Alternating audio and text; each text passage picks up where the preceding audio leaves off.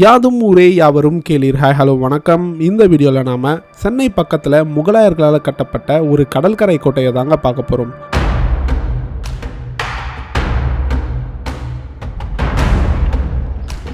இந்த கோட்டையோட பெயர் ஆலம்பரை fort.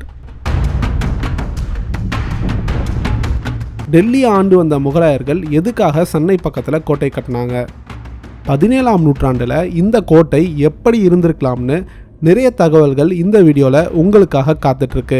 So வீடியோக்கு போகலாம். Welcome to gypsy born to travel. இந்த ஆலம்பரை கோட்டை எங்கே இருக்குன்றதுலேருந்து நம்ம கதையை ஆரம்பிக்கலாம்.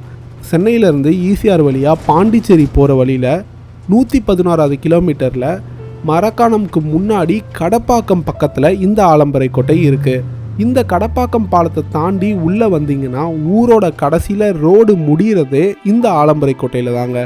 வாங்க இந்த கோட்டை எப்படி இருக்குன்னு பார்க்கலாம். 15 ஏக்கர் பரப்பளவில் கட்டப்பட்ட பிரம்மாண்டமான கோட்டை, 2 மாடி உயரத்துக்கு கட்டப்பட்ட மதில் சுவர்கள், பிரம்மாண்டமான கண்காணிப்பு கோபுரங்கள். இந்த இது அப்படியே மேலே வரைக்கும் ஸ்ட்ரக்சர் இருந்திருக்கலாம், ஒரு ஆக்டகன் ஷேப்பில். இது முழுக்க முழுக்க செங்கற்களையும் சுண்ணாம்பு, வெல்லம் போன்ற பொருட்களை பயன்படுத்தி கட்டியிருக்காங்க. உள்ள இந்த இடத்துல மாளிகைகளும் கட்டிடங்களும் இருந்த சுவடே இல்லாத மாதிரி எல்லாமே சிதலமடைந்து காணப்படுது. இன்னும் கொஞ்சம் தூரம் நடந்து கோட்டையோட பின்பக்கம் வந்தோம்னா ரொம்பவே சுத்தமான பேக் வாட்டர்ஸை பார்க்க முடியும்.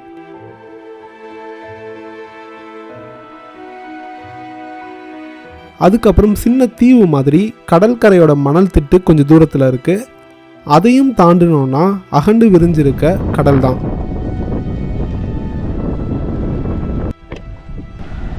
இங்கேயுமே அந்த மணலுக்கு அந்த பக்கம் இருக்கிறது தான் கடல். இங்கே இருக்கிறது எல்லாமே பேக் வாட்டர்ஸ். பார்த்தீங்கன்னா இங்கே போட்ஸ் இருக்குல்ல, அந்த இடத்துல ஊர் இருக்குது. இந்த வழியாக பேக் வாட்டர்ஸ் வழியாக ஊருக்குள்ளே போவாங்க. இங்கே மணல் இருக்குது, அதுக்கப்புறம் தான் கடல். இந்த கோட்டை வந்து இந்த கரையோரத்தில் இருக்குது. இப்படி எந்தவித ஆள் நடமாட்டமும் இல்லாமல் ரொம்பவே அமைதியாக காணப்படும் இந்த ஆலம்பரை கோட்டை அந்த காலத்தில் எப்படி இருந்திருக்கலாம்ன்ற ஒரு சின்ன கற்பனையை இப்போ பார்ப்போம். 17ஆம் நூற்றாண்டு.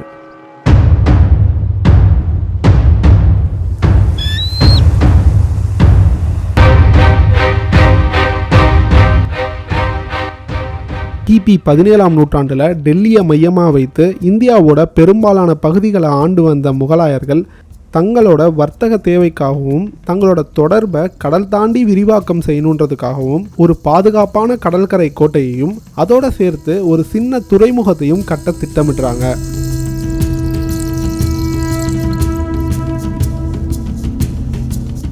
முகலாயர்களுக்கு கீழே இந்த பகுதியை ஆண்டு வந்த ஆற்காடு தோஸ்த் அலிகான்றவர் தான் இந்த கோட்டையையும் இது பக்கத்தில் ஒரு சின்ன துறைமுகத்தையும் 1735 கட்டியிருக்காரு. அந்த காலத்தில் இந்த ஆலம்பரை கோட்டையிலேருந்து கடல் சுமாராக ஒரு 2 கிலோமீட்டர் தூரத்தில் தான் இருந்திருக்கும். இந்த கோட்டைக்கு பக்கத்தில் கட்டப்பட்ட துறைமுகத்திலேருந்து உப்பு, நெய், சரிகை துணி மாதிரியான நிறைய பொருட்களை ஏற்றுமதி செஞ்சுருக்காங்க. இந்தியாவில் எவ்வளவோ இடம் இருக்கும்போது எதுக்காக இந்த இடத்த பர்டிகுலராக கோட்டை கட்டுறதுக்கும் துறைமுகம் கட்டுறதுக்கும் தேர்ந்தெடுத்தாங்க?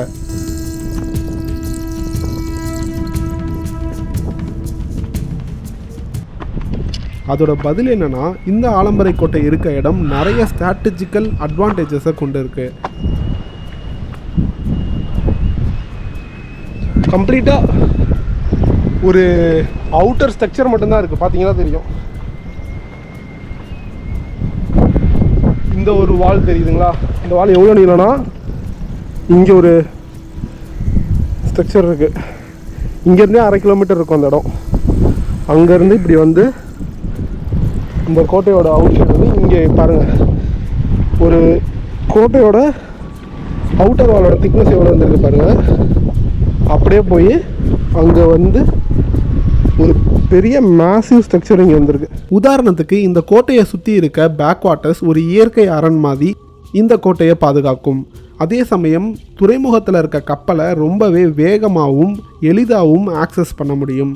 யார் கட்டுப்பாட்டில் இந்த கோட்டை இருக்கோ அவங்களால இந்த கோட்டையில் இருந்தபடியே சோழ மண்டலம்னு சொல்லப்படும் இந்த கடல் பகுதியை கண்காணிக்க முடியும்.